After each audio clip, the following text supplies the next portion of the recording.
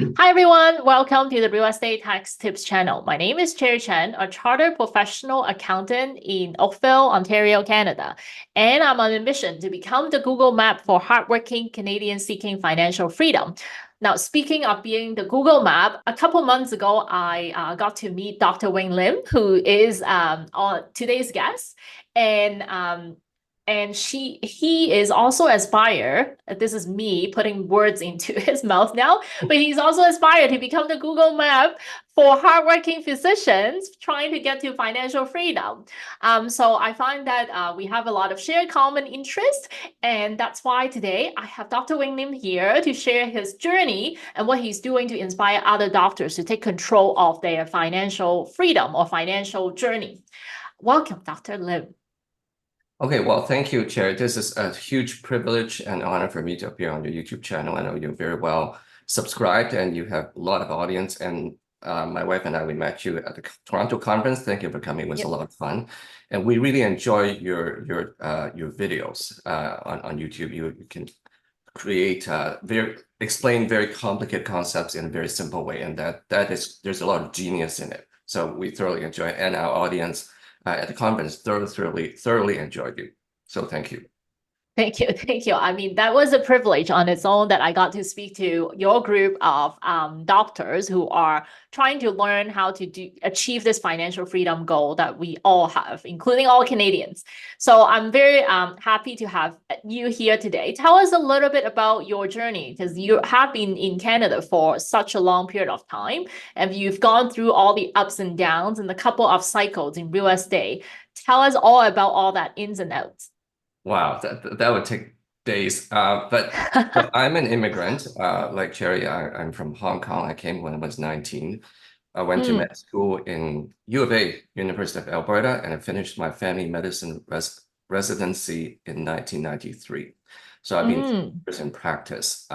So I've seen a lot of stuff. When I landed in Canada, it was 1984 in Calgary. I remember downtown real estate was dead. Buildings were half built. Interest rate was 21%. Wow. And friends, when they got their mortgage, the first house they got up here, it was like 19% or 18% interest. They were excited. And when it was 11%. Everybody had a happy dance, right? And so unfortunately or fortunately, well, I became a very busy physician. I used to work 120 hours a week as a resident.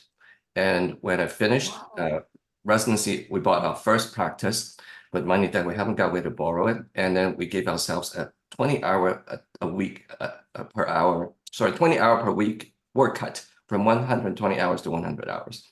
So that was crazy.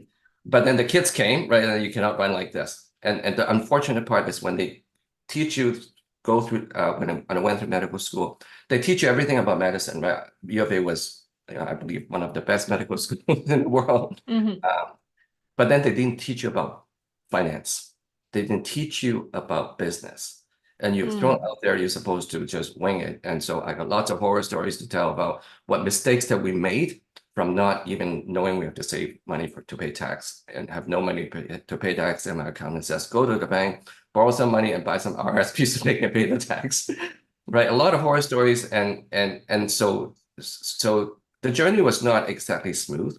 And yeah, so we evolved. 30 years is a long journey, right? From very risk adverse, one person do everything person in a solo clinic to now we have a clinic that is one of the largest in the province.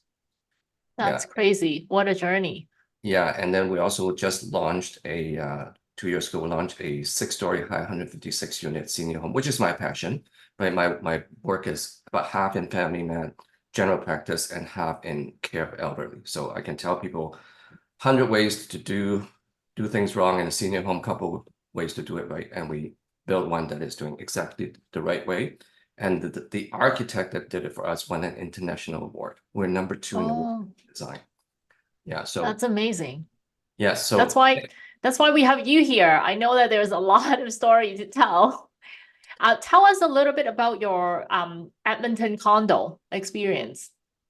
Okay, Edmonton condo, well, condo has evolved a lot, right? So yeah, so our real estate journey, right? Let's talk about real estate journey, right? Yep. So I was so ignorant, right, and risk averse. And so during my residency days, 120 hours a week, my mom and dad and my mother-in-law bought some condos in Edmonton, right? I still remember it was $80,000 a door.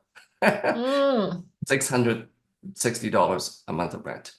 But we had no experience, we had no time. My wife, fiance at that time, we were both going to school, right? I was working crazy hours, hardly have any sleep, and we're supposed to manage these condos. So we farm it out to some property managed company that ate our lunch. It was just crazy, right? And at the end of the month, we only got $200. We couldn't even pay mortgage, right? It's something really bad. And then real estate took a turn. And so that was my first exposure to real estate. We had a bad taste.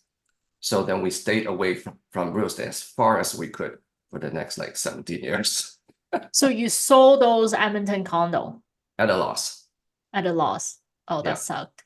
Yeah. Yeah, it really sucked because again, the real estate up and down, right? You know, our economy is cyclical, right? Well, there's always a bull market and bear market, but in Alberta, as everybody knows, right, it's energy dependent, right? So our cycle have been roughly every 4 to 5 years, boom and bust. But in the last while, it changed to like an 8-year cycle, right? And no, people didn't tell you. You didn't know until you lived through it, right? We're coming out, right?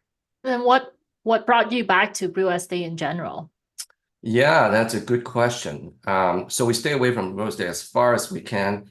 And then I think it was a dream, right? A dream that I put away.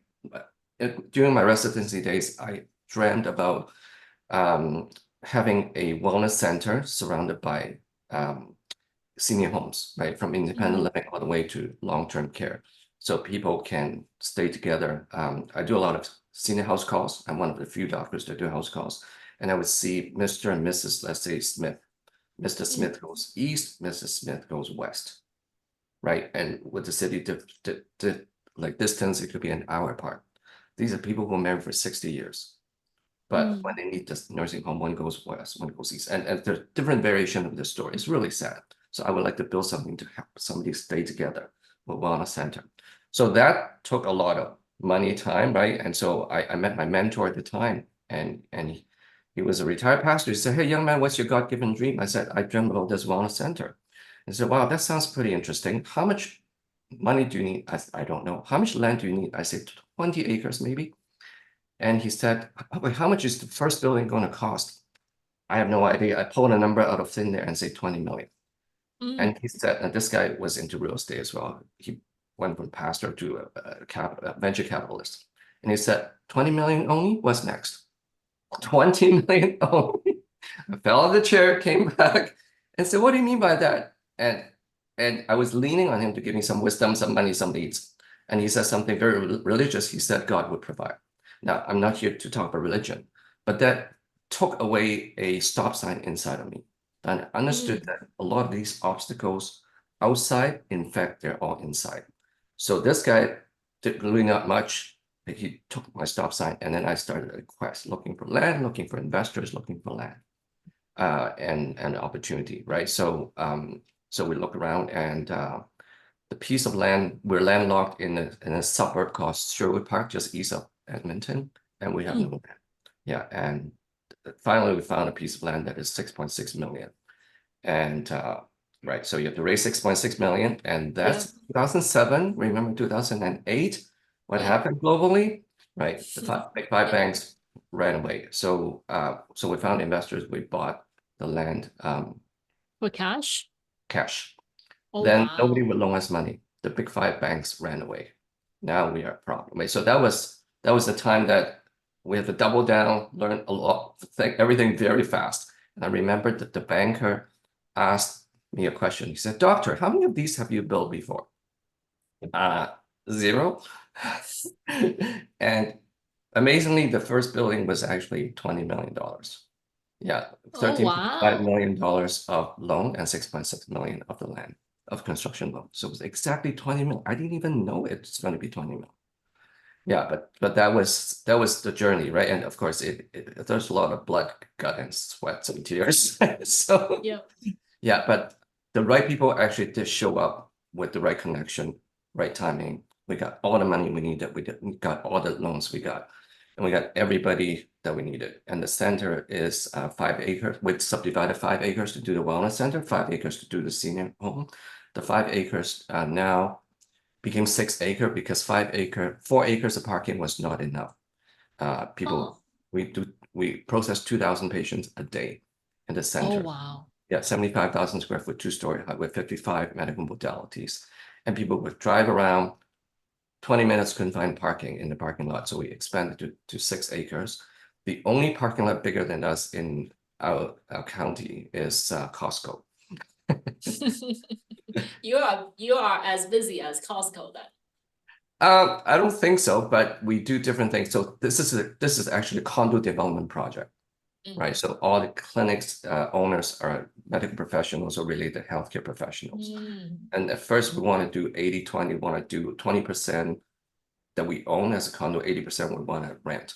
But during that global meltdown, nobody could get a loan. Nobody wants to come in and as a tenant, we couldn't get money, right, to buy the whole thing. So it became a condo project. And because of that, it was really blessing in disguise. We have a lot of specialists to come to our small suburb because they have ownership, they have real estate ownership. And we actually taught a lot of them. Like the first guy was an ENT, the second guy was a dentist. They never owned anything ever, other than their house, right? And so hospital-based specialists. So you have to hold their hands and teach them every step of the way. And thinking back, that was starting what I do now in physician empowerment, empowering other physicians to chase their dreams and right through real estate ownership and whatever other means, right? So that was that journey of the wellness center. And then the other 5 acres, we wanted to build a senior home, and we got major trouble with the county. And we went through 3 dynasties of the administration. And So how many years are we talking about? 3 dynasties? Is it at least like 10 years? not exactly, but we were at the tail end of one, and then the middle, and then the third, right? And we were the mayor's pet project. We were beaming, right? We were the big thing of the town. So the home project became the pet project, but the opposing upcoming mayor needed to oppose and pick our project and to make sure that our project would not see the light of the day. So yeah, it's horrible. I don't get it. I don't understand. But I don't understand politics in general. So But anybody, any of your audience want to do rezoning, land development, this is huge lesson. And my story is not unique. It's not. I have a friend of mine who does a similar project in Saskatchewan in a small town. The mayor at first says, we need you, welcome, right? And by the time they spend all the money, do all the study, get all the investors to come, the whole thing changed. Either the mayor changed or the whole administration changed and made it through a taxation way. make it not feasible. They have to cough up $600,000 more in tax. And at the end, the project died. He had to move the whole project to half-hour away. And now they're still on it. They're still on it. So land development, for any one of you who want to play that game, the rezoning exercise is a beast of its own, right? I know some people who play seasoned real estate. They have the area structure plan, like the municipal structure plan, and then they time them when they bought the land. Within a few years, the government would just allow you to build high density stuff, right? Densification. And the people who make a lot of money that way, right? So now that we've done a few of these developments, we're looking into possibility of doing things like that. But it's very difficult, right? You make the money the minute they change the densification, right? You already changed the price of your land, right? But this is not for the faint of heart. It's a very different kind of real estate. Oh yeah, absolutely. So fast forward. So that we sold the land before we gambled away our investors' money. And 5 years later, right? There's a church close by. There are 2 churches, and the pastor gave me a call and said, we want to build a senior home in our parking lot. And so I said, okay, we sat down and we talked, and there was only 1.67 acre of a parking lot. So it took me 2 years to find out if this is feasible, right? Meanwhile, I kept sinking money, do all the studies, talk to architect, talk to this and that, to rezoning specialist. And eventually, thank God, right? They say when the God closes the door, it opens the window. The window was 5 minutes of driving away. So that's where our senior home is. Oh, that's awesome. Yes, yeah. So it turned out really good. So we have about 95% occupancy now. And we went through That's COVID. We amazing. opened during COVID, and our competition, which is big names, I don't want to name names, they were 7% vacant for a whole year. And we got Oh, delayed wow. because of COVID. And we're actually thinking back, it is really a blessing that we got delayed a year, right? And because if you open early enough, nobody could come in, right? Yeah, so that's the medical side. Of course, I have other residential commercial experience in real estate. Yeah. So like, how did you go from, I mean, yes, there's I call it intuition. I call it put it out in the universe. You call it God's Yeah. goal for you. Essentially, we're talking about the same thing. Like, other than that big goal that you have in your mind, how did you even have the time, or quite honestly, in my opinion, in my words, in my simple world, the guts to do what you do? Well, yeah. So I think it's an awakening. We were doing everything we could, went to school for, and we get such poor results, right? So I was doing everything I could, right? Anything I learned in med school, in residency, I was doing it. I have full actualization. I was doing home visits, deliveries. I was catching babies in 2 hospitals, teaching, doing palliative care, doing family med, doing everything that I went to school for. And so I should be very happy, right? They say this is your actualization. But the money side, the taxation side, the finance side doesn't add up, right? So we have to think about something else. We cannot go like this, right? You cannot possibly go harder than that. And then one of my mentors, Dr. George, we call him, it's a very senior doctor now. He's almost turning 90, and our kids call him Grandpa George. We're close. And George asked me a question. He said, Wayne, would you like to make 100% of one person or 1% of 100 people? I said, what kind of question is that? Would you like to make 100% of one person or 1% of 100 people? And I said, wow, I know really well how to make 100% of one person. That's me, 100 hours per week. That's me.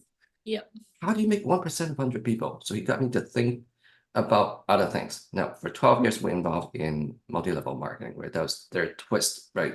But that did open up our thinking about you cannot just trade time for money, time for money, time for money, time for money, right? People on the other side call it I quadrant in Kiyosaki's term, but ESBI, right? At that time, actually, his first seminar, he came to us. And the BNI people, they don't do that, right? They have a system that works for them either through human labor or other assets like real estate, right? So that was actually the decompression time, and said, we got to learn how to work smart, not just hard. And then we got to invest in time, energy, and do something else. And throughout those learnings, we used to have to, it's an educational process, right? You don't just end somewhere. You have to take education, right? So I didn't go to school for business. I didn't have time to go take an MBA or something like that, right? So we went through different, those days, tapes and CDs, books, right? Seminars. There's no internet yet, no webinar, right? So we have to learn a new language. It's almost like a new language. You got to have basic vocabulary, build up a sentence, and you talk, right? And that's a new language. I understood that because in medicine, I was taught by my first professor, and he said that medicine is just like a language. Once you master the language, you master the whole discipline. So I had to learn about business, about real estate. So we start from scratch. And then what I learned during those days is persistent quality part-time effort. Persistent quality part-time effort. Part-time effort. Yeah. So if you do persistent quality part-time, so if you carve out 8 to 12 hours a week and do something persistently, no matter what, you just block off your calendar, you can do something. A lot of people on the side, they go to school, right? When they go to work. Right. I've heard single parents that went to law school part-time, right? On the side, right? Until they have to show up in the classroom, right? People doing MBA on the job, right? That this is common, right? It's not that foreign, but that's to get you probably another job, Mm, They say 9 to 5 would make you a living. 5 to 9 would make you a fortune, right? mm. So I learned to discipline, to have persistent quality part-time effort, to do something else. When I'm in it for that time. So then eventually I could cut down my practice a little bit. I'm still in full practice. But during these big projects that we've done, I've always done it part-time. I did not stop a year. I still see my patients, maintain my panel. And so it's all part-time. And it's all about network. It's all about three things, right? About at the conference, we talk about three T's of success: the time, talent, and treasure, right? If you can leverage time, talent, and treasure, you can do anything, even part-time. So I can attest to it that you're still happily married. This is the time that you met your wife a couple of months ago. You guys have been together for so long, and that's Yeah. on itself. It's like given the schedule that you have a 9 to 5, and you also have a 5 to 9. So basically 9 to 9, you're gone. You're like not there. So you guys are still having that great relationship. That's pretty impressive. Well, it's not easy, right? And actually, I was never 9 to 5, right? 9 to 5, it's a dream for physicians, right? So I'm always on call, right? I'm still on call. Like one of senior homes could call us, right? But it's just about how you spin the plate. And one of my mentors says, if you are going crazy anyways, may as well do something crazy that would make you happy down the road, right? And are we That's just working for the present, or are we working for the future? Right? Are we working for just one of us, for a bunch of us? That's amazing. Now, I mean, I did have one mentor who told me that one smart guy who told me um, from a long time ago that his mentor taught him that you always have to work on your today's income. Today's income, typically for a lot of people, would be their 95 jobs. And you also need to always work on your future income. And for a lot of real estate investors, that future income would be their real estate investment, essentially. So totally could relate to just what you said. So from there, you don't stop there because you still have a lot of hours during the day. I think God secretly gave you 48 hours that he somehow only gave average people 24 hours. For some reason, you got 48 hours. So you have more time. And from there, you started doing something called physician empowerment, which I was very honored to be able to speak at your conference earlier this year. So tell us a little bit about what that really means. Right. So this is actually, like you, I was flown in as a speaker for this group. Oh, My partner, Dr. Kevin Milo, and his friend Dimitri. Right. They start this dream, this vision of doing peer-to-peer empowerment to actually do financial education to doctors, residents, and fully practicing physicians. And they were really young. I was actually flown in 2017 as a speaker. But I caught that dream. I absolutely caught the dream. I saw the noble dream, how they struggled. And yeah, so during COVID, kind of everything slowed down, right? So I joined them and rebranded. And so now we're very consciously trying to help people reach to empower them to reach their financial destiny, right? And so it's a peer-to-peer empowerment instead of a bunch of people who wanted to say, I am teaching you, but actually they teaching you by selling you a product, make some commission. You understand that, right? yep, Right. yep. A lot of people in the finance industry say, I'll give you free education, but these are not free. Now, in my world, it's really easy to understand. We have these pharmaceutical lunches or dinners, right? The Mm, pharmaceutical companies will come and educate us on their products. They have to, right? And so we've mhm, learned about new medications to prescribe, new procedures and whatnot. But yep. if your education is only from salespeople, it is not good. Mhm. And so we need to have product agnostic education, purebred education that is not based on commission, right? So we want to do a peer-to-peer empowerment. And so we've grown from physicians to dentists and other healthcare professionals. And you know what? Whether you are accountant, lawyer, orthodontist, podiatrist, physician, we're more similar than we're not. We're Mhm. the same tax code, right? Yep. And that's why I called you up and said, Cherry, I'd like you to come talk to us about Yes. I appreciate that. Yes. So, like, I mean, my father-in-law is also a family doctor. Mhm. And what I see is that, oh, he does well because he's a family doctor. And that's average Canadians' impression of physicians. But then when I was presenting and when I got the opportunity to interact with many doctors at your event, like they totally painted a very different picture. So tell us a little bit about the struggles that doctors are facing these days, or maybe not just doctors, realistically, many professionals are facing that, but because your group is physician empowerment, so it's much easier for you to tell us a little bit about what doctors are facing Sure. So people today. thought doctors are rich. Every doctor would make $1 million a year, right? And Mm, actually, this is a while back when we went through a very difficult time with our government because we're paid by the provincial plan, right? So like mhm, Ontario's OHIP, Alberta, it's called Alberta Health, right? So when we're mm, fighting with Alberta Health about our pay, medical association, it was and Ontario physicians went through the same thing, right? So doctors always got thrown under the bus. Doctors always yep, got blamed that you are the reason that we're out of budget because doctors are rich, right? mm, And I can tell you that right now we're going through a crisis. There's a national crisis in Canada for primary care physicians. Medical graduates are not even wanting to go into family practice because they're paid so poorly.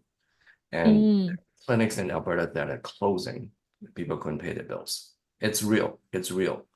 Doctors are not all rich. Of course, there's always the few, like whatever specialist that is like gazillion, right? And they're not just physician, dentists and all that, right? Dental specialists or podiatrists, all that. But even though we're provincially paid, it's like a wow, the bank loves us because hey, you have yeah, guaranteed income. yep, But it's not guaranteed, and they keep changing the rules, changing the pay. Right. For example, right now I'm going through the healthcare code, right? So we build a government visit. The healthcare code for home visits has mm. been entering minus 10% every 6 months. That's our raise. What? 10% every 6 months. Yeah, so they're shaking everything up. And so I tell all the senior homes, I said, give it another year. You're not going to have anyone who will show up and see patients. And then these patients would end up just going to emerge, and emerge is already full of people that shouldn't be there.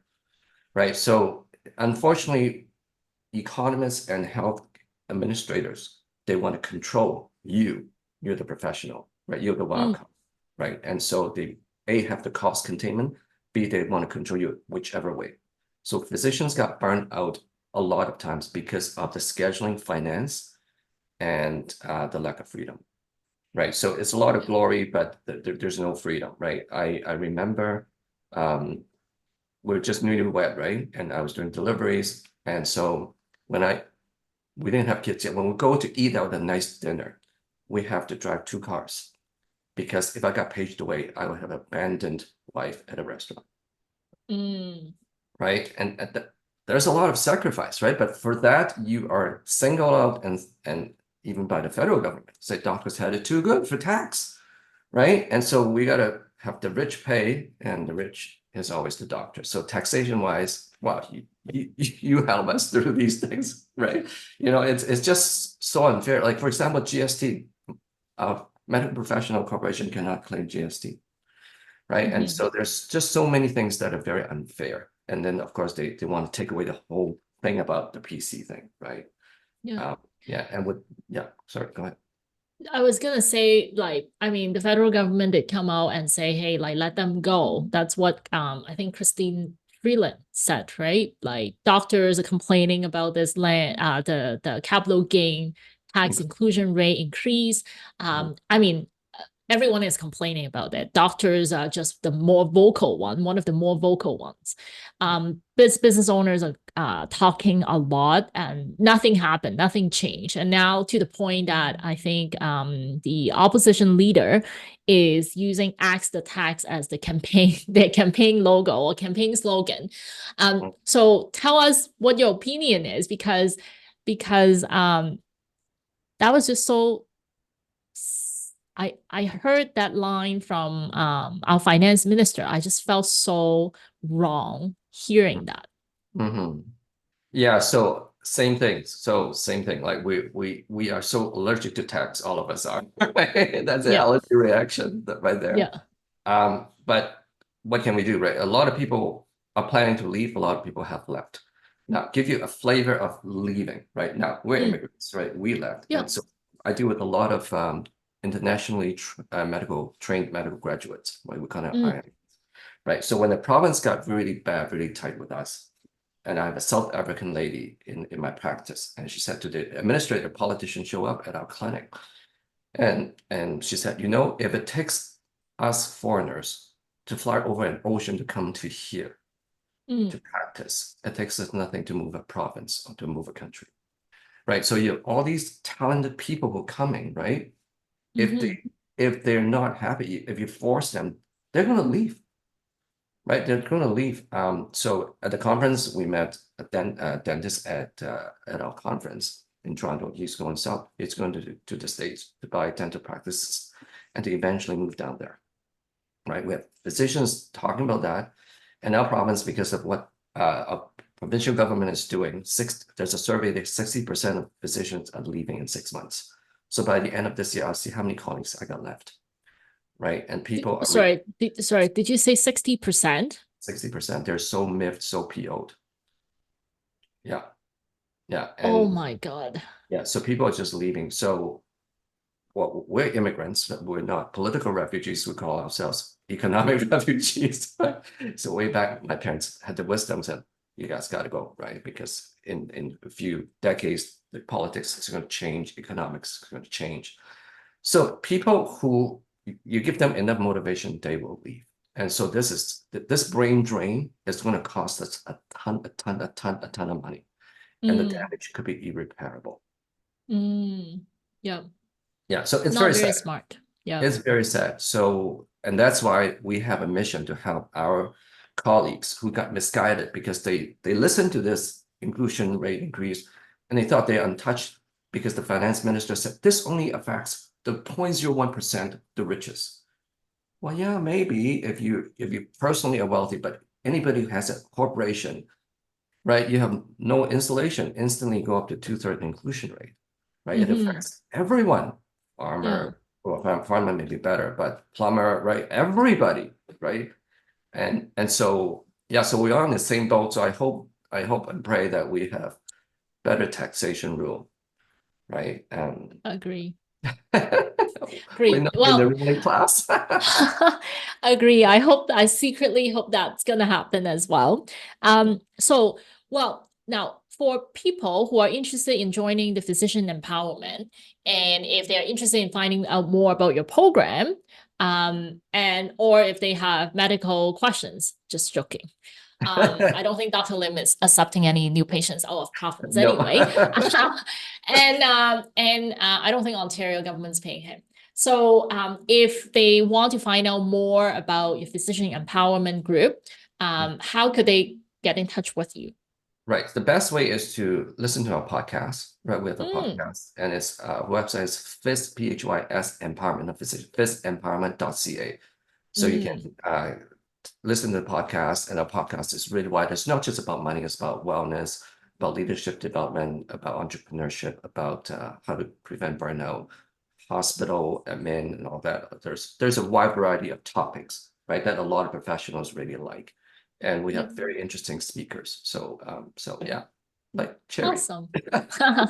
Mine is not that interesting. We're talking about taxes, so I'm always the bearer of bad news. But yes, I was lucky enough to be on the show, I think a few months back as well. So that was very nice. Thank you. I appreciate that. Yeah, so thank you so much, Dr. Lim. Thank you so much for coming on this YouTube, share your insights and wisdoms and how your journey has gone from working 120 hours to working probably 240 hours, but a week, but working on something that you really, really are passionate about. So that's really cool to see. Yeah. Okay. Thank you, Cherry. I really appreciate this opportunity. Yeah, thank you.